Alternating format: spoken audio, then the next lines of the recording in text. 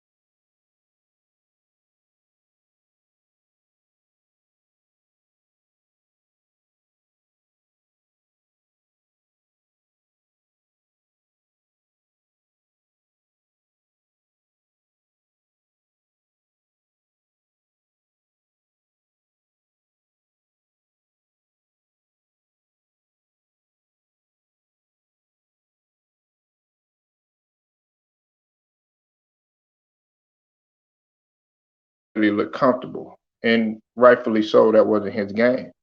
But Giannis is out to prove to people to say, "Hey, look, I'm here, and I'm gonna be even a more unstoppable force."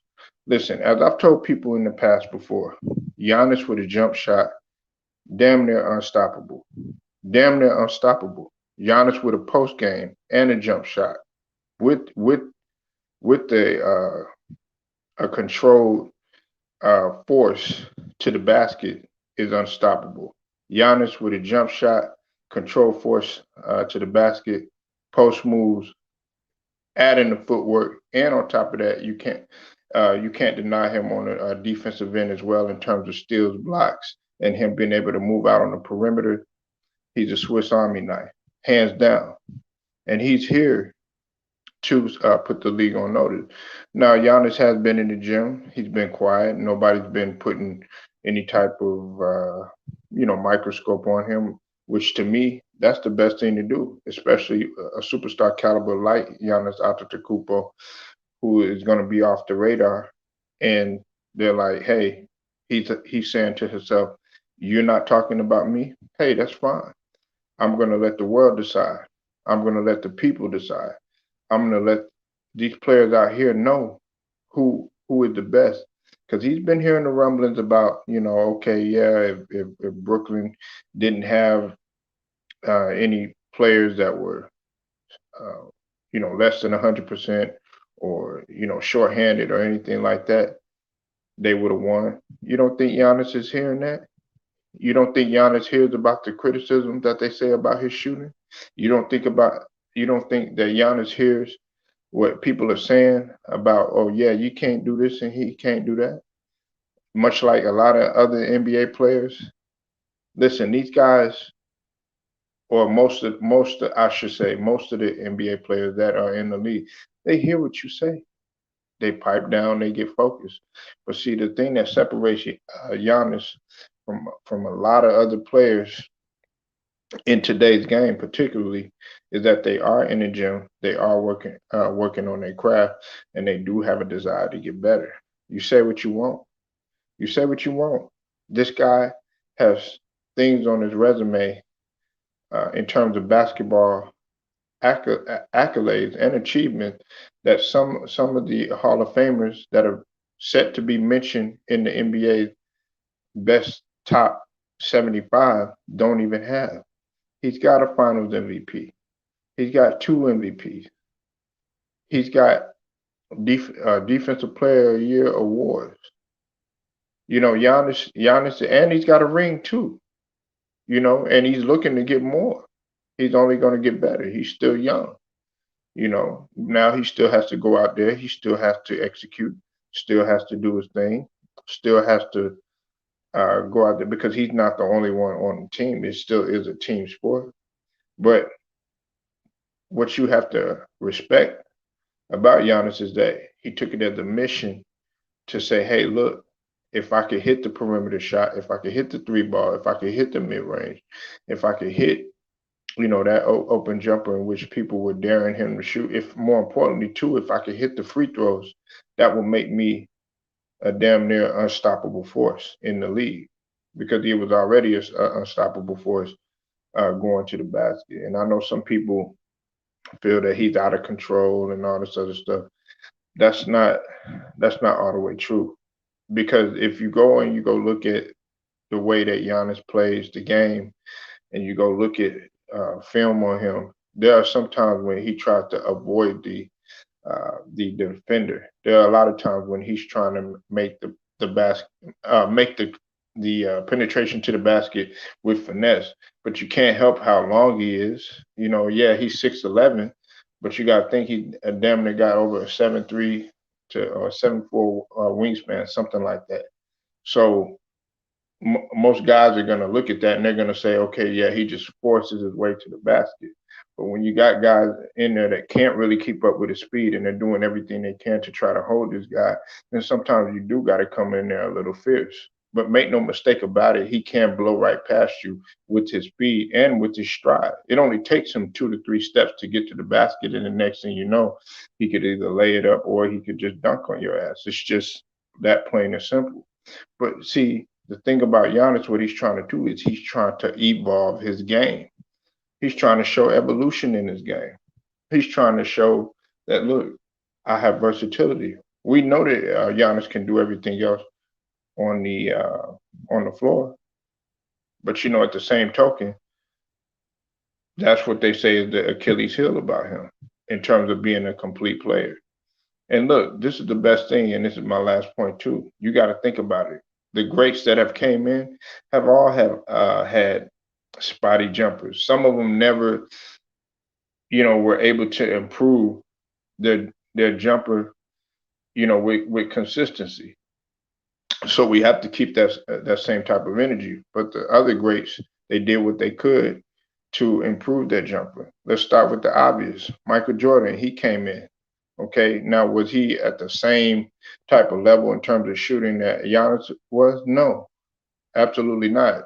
He could hit a jumper here and there and everything, but they criticized him on that. And what did Jordan do? He ended up, mastering the mid range for the most part. Then on top of that, you got to take into account there were a lot of bigs who, they started off not shooting, not shooting the jumper and all that other stuff, and then they begin to take their game to the exterior. There's many guards that came in, right? Shoot, Jason Kidd. That's one that pops right off at the top of your head. Jason Kidd came in, and he was a slasher. He was a slasher, transitional type of player, getting to the bucket, getting his teammates involved in it and all of that. He didn't live at no 3-point line or anything like that, or wasn't even thinking about shooting or any of that. But guess what he did? He ended up shooting, and towards the end of his career, yes, I know it was, he still was up there on the list in terms of 3 point makes, you know, and he became uh, a reliable shooter toward the end of his career, you know. So for some, you know, it takes a while, and for others, they might be able to pick it up quick. But the thing that you have to respect about Giannis, at least, is he's trying. Unlike some other guys out here that won't even try, and I'm not going to even go down that road, you know. But respect to Giannis, I got to give him a double salute. You know how I feel about him, and he's only going up, and he's only going to get better. He's still on a mission. He knows that people think that just because PJ Tucker isn't there.